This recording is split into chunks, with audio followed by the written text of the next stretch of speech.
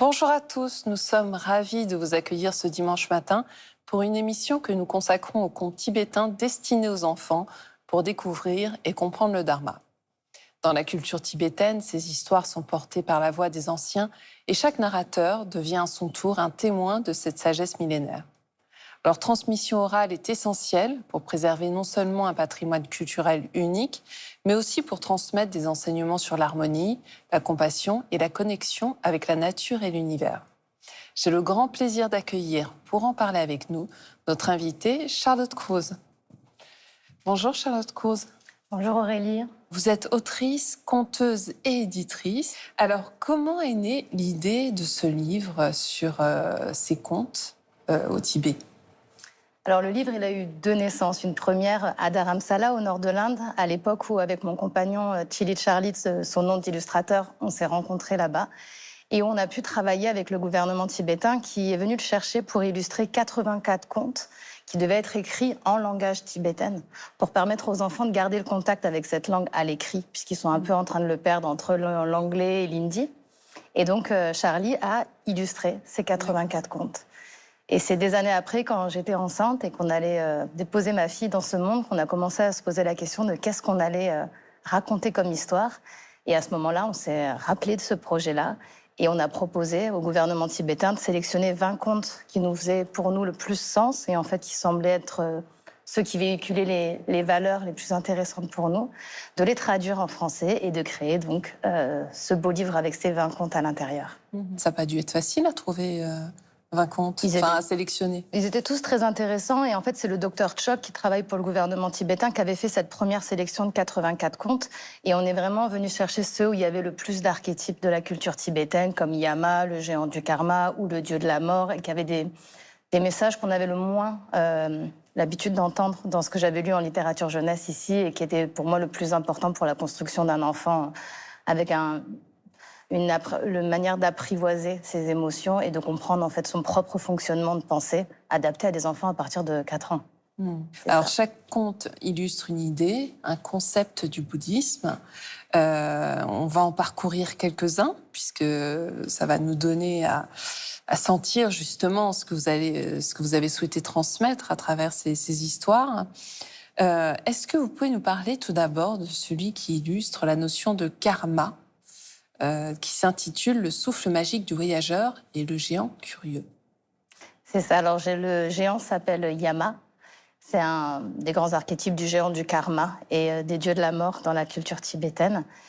Et donc, c'est l'histoire d'un petit berger qui est dans les montagnes de l'Himalaya avec ses yaks. Et cette fois-ci, il n'est pas assez couvert. Et donc, il a froid et il essaye de se réchauffer dans la montagne en soufflant dans ses mains. Et là, le géant Yama arrive et dans un acte de bonté, propose de l'emmener dans sa main jusqu'à sa grotte pour l'inviter à dîner. Et quand ils arrivent dans la grotte, il lui sert un grand bol de soupe bien chaude. Et là, qu'est-ce que fait le berger? Il souffle sur la soupe. Et le géant ne comprend pas parce que la première fois, quand il avait vu souffler, le berger lui avait expliqué que c'était pour se réchauffer. Et donc là, il lui demande, mais la soupe, elle est trop froide. T'essayes de la réchauffer. Et là, le petit berger se moque. Il se moque du géant, il se met à rire. Et il lui explique pas la différence. Et là, le géant rentre dans une énorme colère. Il chasse le petit berger, qui doit courir pour se mettre à l'abri, et qui se retrouve à la fin de l'histoire au même niveau qu'au début de l'histoire, tout seul dans l'Himalaya, en train d'essayer de se réchauffer. Et c'est comme ça qu'il a pu apprendre la notion de karma, que chaque action a une réaction, et qu'il est très important de partager les savoirs avec patience et bienveillance, au lieu de se moquer de l'ignorance des gens quand quelqu'un pose une question sur quelque chose qu'on ne comprend pas. Oui, parce que c'est vrai que c'est pas évident, cette notion de karma à transmettre, notamment aux enfants. C'est ça. Et via l'outil du conte, en fait, c'est ça la magie, c'est que c'est des petites histoires très simples où il y a un héros qui vit une aventure et en fait, ça se déroule tout seul. Il n'y a même pas besoin de faire une partie morale. D'ailleurs, il n'y a pas dans les contes. C'est l'histoire en elle-même véhicule le message. Moi, il y a une histoire qui m'a beaucoup touchée. C'est celle de Bodhi, le petit arbre biscornu, qui est très beau parce qu'en fait, c'est sur l'acceptation de la différence, mais aussi l'impermanence. Est-ce que vous pouvez nous raconter, Charlotte, cette histoire ? C'est aussi une histoire que j'adore et qui a une grande place dans le spectacle de contes qu'on fait en vivant. C'est l'histoire de Bodhi, qui est un petit arbre aux branches toutes tordues et au tronc biscornu. Et il est dans une forêt où tous les grands arbres autour sont très droits et très fiers. Et les arbres passent leur temps à se moquer du petit Bodhi. Ils lui disent « mais pousse droit ». Alors au début, il essaye de pousser droit, mais il est comme il est juste différent. Et ce mouton, il est différent. Et il est moqué pour sa différence. Sauf qu'un jour, il y a un bûcheron qui arrive dans la forêt et qui voit tous ces grands arbres et qui les coupe pour pouvoir faire tout un tas de choses au village. Et au moment de passer devant le petit arbre, Bodhi il lui dit toi, je pourrais rien faire avec toi. Et il le laisse. Et du coup, Bodhi se retrouve tout seul. Donc au début, il est très triste, jusqu'à ce qu'il arrive à apprivoiser les raisons du bonheur. Ça va commencer par le vent dans ses feuilles, des nids d'oiseaux dans ses branches, ses racines qui vont dans la terre. Et en fait, il trouve les sources de son bonheur en lui. Et il grandit, comme il n'y a plus les autres arbres. Il devient tout tordu et tout biscornu, mais très grand. Jusqu'à ce qu'un autre homme rentre dans la forêt et voit son tronc et décide de se mettre contre son tronc, avec cette forme étrange. Et cet homme s'assoit, médite, des heures, des jours, des semaines, des mois, jusqu'à ce que Bodhi l'arbre lui transmette le secret du bonheur. L'homme se réveille, se relève et décide de diffuser le secret du bonheur. Et cet homme s'appelle Bouddha. Et c'est comme ça que Bodhi a bien fait de cultiver sa différence, puisque c'est un, ce qui l'a sauvé, et deux, ce qui lui permet de faire une différence dans le monde dans lequel il est. Tout à fait. Et d'ailleurs, il y a encore des effets aujourd'hui. Ah ben aujourd'hui, Bodhi, Grâce encore à un Bodh Gaya, existe vraiment. Voilà. Les gens tournent autour de cet arbre tordu et biscornu en essayant d'écouter le secret du bonheur. Alors, il y a une courte histoire aussi sur la gestion des conflits et la compassion. C'est la noix et les deux garçons. Alors ça, c'est vraiment l'histoire flash qui est très efficace pour les enfants. Donc c'est deux garçons qui se disputent une noix. Le premier l'a vue, le deuxième l'a ramassée en premier. Ils se disputent, c'est ma noix, non, c'est ma noix. Et ils n'arrivent pas à trouver la paix dans ce conflit. Jusqu'à ce qu'un plus grand enfant vienne et leur dise « Attendez, moi je vais vous aider ». Et là, il prend la noix, il la coupe en deux, il donne une moitié de noix à chacun, la coque vide, et lui, il mange la noix au milieu. Et là, les deux petits-enfants se rendent compte qu'en fait, ils ont été floutés avec leur moitié de noix. Et l'idée, c'est de dire qu'en fait, si on n'arrive pas à gérer ses propres conflits, à être dans la compassion et pas dans la colère, on ne tirera jamais bénéfice de la situation. Et ce sera toujours quelqu'un d'autre qui viendra utiliser nos émotions perturbées et perturbantes contre nous. C'est très efficace pour les enfants, le conte de la noix. Mais c'est très visuel, donc on comprend que oui, ça les frappe. Hein. Alors, il y a une histoire qu'on connaît, mais c'est toujours bon de la rappeler. C'est Siddhartha qui découvre la richesse des pauvres. Et effectivement, là, on se rend compte que la richesse doit être intérieure et que la non-matérialité, finalement, c'est l'essentiel. C'est ça. Et ce qui est intéressant, c'est qu'avant l'histoire de Siddhartha, qu'on sait, nous, être Bouddha, pour les enfants, c'est juste l'histoire d'un petit garçon qui a à peu près leur âge, qui est le fils d'un grand roi très riche, qui vit dans un palais merveilleux où il a tout ce qu'il veut avant même qu'il ait envie d'en avoir envie. Concept. Et pourtant, ce petit garçon, qui s'appelle Siddhartha, il y a des matins, il se réveille, il est chiffonné, il est malheureux, il a la bouche à l'envers, il comprend pas. Et donc, il demande à son père, mais c'est quoi le bonheur? Et son père lui dit, viens, on va partir dans le village le plus pauvre du pays et tu vas voir ce que c'est le bonheur. Le bonheur, c'est d'avoir ce qu'on a, nous, dans notre palais, de jamais avoir besoin de rien. Et il part 3 jours. Et sur le chemin du retour, contrairement à ce qu'avait pensé le père, le petit garçon qui s'appelle toujours Siddhartha lui dit, papa, je ne vais pas rentrer au palais avec toi, parce que j'ai découvert les sources du bonheur. J'ai vu que nous, on est obligés de payer des gens pour s'occuper de nous et nous protéger, alors que dans le village, ils veillent les uns sur les autres par solidarité. J'ai vu qu'on a des chiens et des animaux qui sont tous attachés, alors que là-bas, les animaux sont en liberté. Qu'on a des murs immenses pour nous protéger, alors que là-bas, ils sont un horizon ouvert sur l'infini. Qu'on a une piscine et qu'ils ont un lac, etc. Jusqu'à ce que le petit garçon finisse par dire « Papa, tu m'as tellement appris. J'ai découvert à quel point nous sommes pauvres, parce que la seule chose que nous avons, c'est de l'argent. » Et là aussi, c'est avec des mots tout simples. Donc après, on raconte que ce garçon, quand il est parti, est devenu un jeune homme et un homme aujourd'hui connu sous le nom de Bouddha. Mais pour les enfants, c'est juste un petit garçon qui a leur âge et qui vit les mêmes aventures qu'ils pourraient vivre avec les raisonnements qu'ils peuvent avoir. C'est très révélateur, effectivement. Alors, j'aimerais qu'on termine avec une dernière histoire. Un conte magnifique qui s'appelle Le Prince Lumineux. Est-ce que vous pouvez nous dire, à la fois, nous raconter cette histoire et pourquoi c'est si important?